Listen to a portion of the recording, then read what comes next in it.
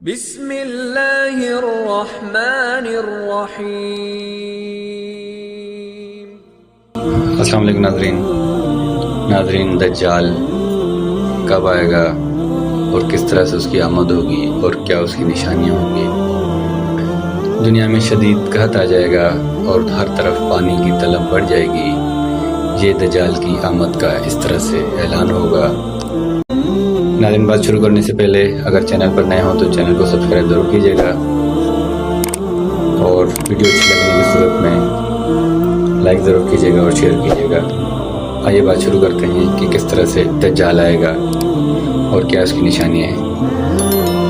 زمین اپنی پیداوار 1/3 کم کر دے گی، آسمانوں سے بارش کا سلسلہ کم ہو جائے گا، چنانچہ زمین میں غلہ اگنے کی صلاحیت بھی کم ہو جائے گی، اور 1 سال گزرے گا اور زمین اپنی پیداوار مزید 1/3 اور کم کر دے گی۔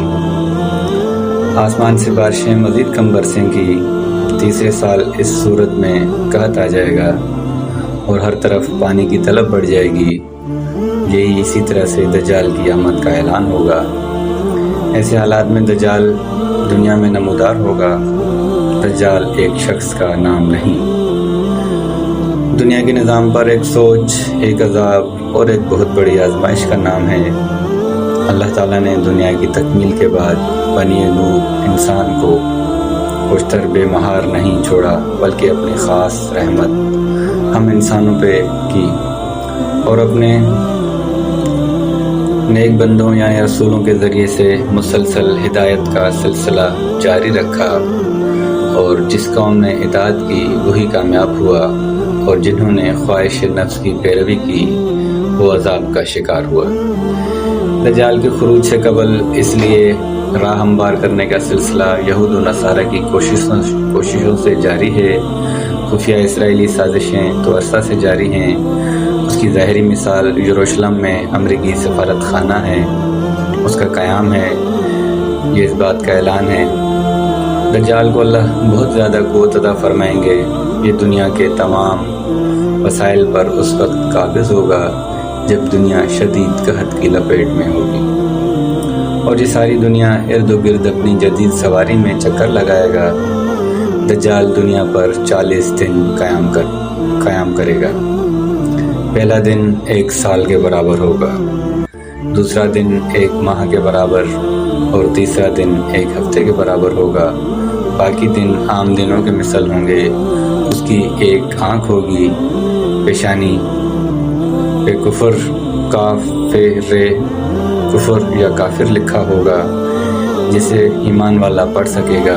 آج دنیا میں گلوبل ولیج بن چکی ہے۔ سیٹلائٹ اور نیٹ ورک کے ذریعے سب ممالک اور اقوام پڑھ چکے ہیں۔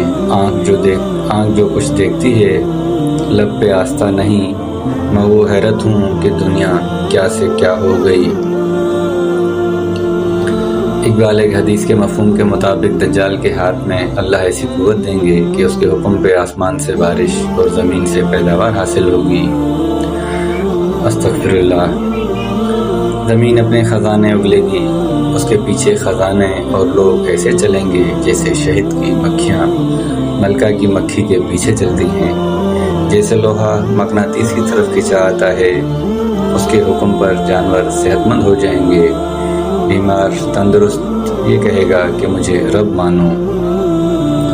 پھر اپنے 2 کارندے شیطانوں کو حکم دے گا، اس شخص جس سے یہ اس وقت ہم کلام ہوگا کہ والدین کی شکل اختیار کرو۔ اب اس آدمی سے کہے گا مجھے رب مانو، میں تمہارے مردہ والدین کو زندہ کر سکتا ہوں، اور اپنے شیطانی شعبدے کے ذریعے نقلی والدین پیش کر دے گا۔ کمزور ایمان والے اس کی باتوں میں آ جائیں گے، جبکہ پختہ ایمان والا کہے گا تو کانا دجال ہے، جس پر اس کو آرے سے چیر دے گا۔ یہ آدمی کو قتل کے بعد دوبارہ زندہ کر دے گا اور کہے گا کہ میں تیرا رب ہوں۔ یہ سب دجال کے ذاتی کمال سے نہیں ہوگا، بلکہ اللہ تعالیٰ اس کی رسی دراز کر دیں گے، اور انسانوں کی آزمائش کے لیے اس کو قوت دی جائے گی کہ دیکھا جائے کہ کون حق کی پیروی کرتا ہے اور کون باطل کی۔ اس کے پاس بہت سے حربے ہوں گے، بہت شعبے ہوں گے، वसाइल पर उसका कब्ज़ा होगा। ये दुनिया पे क़यामत से पहले एक क़यामत बर्पा कर देगा। इमाम महदी अलैहिस्सलाम का नुज़ूल होगा। वो अपने जांबाज़ों को लेकर लड़ने की तैयारी कर रहे होंगे कि हज़रत ईसा अलैहिस्सलाम का नुज़ूल होगा। हज़रत ईसा अलैहिस्सलाम दज्जाल को बाबुल लद के मकाम पर कत्ल कर देंगे। उस वक़्त दज्जाल के साथ 70,000 यहूदियों की जमात होगी। ये यहूदी लड़ाई के दौरान गरकद नामी दरख्त में पनाह लेंगे और ये दरख्त यहूदी को अपने अंदर छुपा लेगा। अल्लाह की मदद से फ़तह होगी। फितना दज्जाल बहस्त आदम से क़यामत तक की सबसे बड़ी हौलनाक आजमाइश है और उससे हज़रत मोहम्मद सल्लल्लाहु अलैहि वसल्लम ने पनाह मांगी है और अपनी उम्मत को महफूज रहने के लिए सूरह कहफ की पहली 10 आयत हिफ्ज़ करने की तलकीन फरमाई।